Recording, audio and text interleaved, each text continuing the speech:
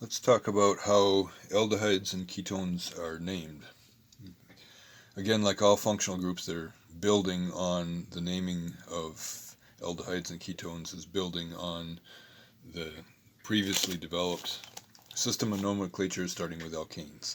And so if we start out with our simplest aldehyde with one carbon, then we would name this one carbon, so it's meth, and so we're writing methane, and we're dropping the E off the end and adding Al for aldehyde.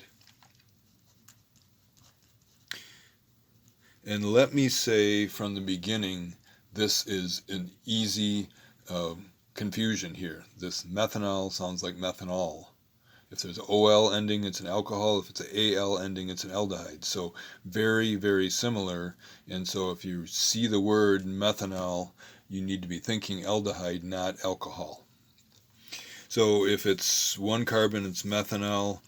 If it's two carbons, it's ethanol. If it's three carbons, it's propanol.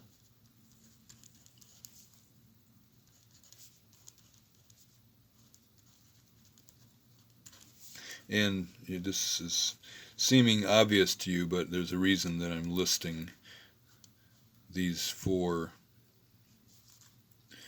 1, 2, 3, 4. These four aldehydes. And that is that they are rarely, if ever, called by these names. So some of the shorter aldehydes have very specific names with the word aldehyde in them, and so you might remember that this one carbon aldehyde is known as, what do you pickle your dead animals in biology? Formaldehyde. So obviously an aldehyde by the ending there, but formaldehyde, nobody calls it methanol, everybody calls it formaldehyde. Nobody calls it ethanol, everybody calls it acet, as in acetic acid, acetaldehyde.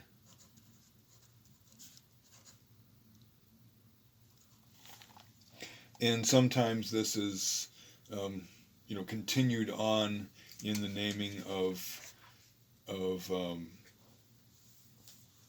longer chain aldehydes as well. And this is the three carbon one is called propionaldehyde. Propanaldehyde. And the four carbon one is called butyraldehyde. So this is IUPAC nomenclature, and most aldehydes are just going to name that way, but you need to be familiar with at least formaldehyde and acetaldehyde as they are named, referred to by their common names. Another common aldehyde is actually named with the aldehyde ending, and you're already familiar with this one. This is benzaldehyde. So those are the main common aldehyde names. But if we were going to have a carbon chain here with an aldehyde on the end of it, and then whatever branching on it in various places, then you would name it by IUPAC nomenclature, and you don't ever have to tell the position of the aldehyde because it's at the end of the chain. It can't be in the middle of the chain. It has to be the end of the chain, so it has to be carbon number 1, 3, 4, 5, 6. So this is hexanal with methyls attached to carbons 3 and 4. So this would be 3,4 dimethyl hexanal. Again, Al, not Ol, meaning aldehyde there. We also can, the aldehydes and ketones, in the priority system, the aldehydes and ketones are coming out at higher priority than the previous groups that you've learned. And so aldehydes and ketones are more important, higher priority in naming than alcohols, which are higher priority in naming than alkenes and alkynes. And so it continues, but these are the highest priority groups that you have seen to date, and so right now aldehydes and ketones are higher priority than any of the other groups. So if we had another group on the chain, then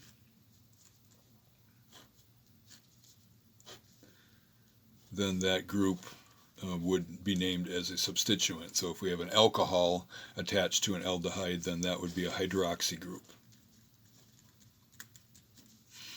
1, 2, 3, 4, 5. So we have pentanal, and we have a 4-hydroxy on there. So 4-hydroxy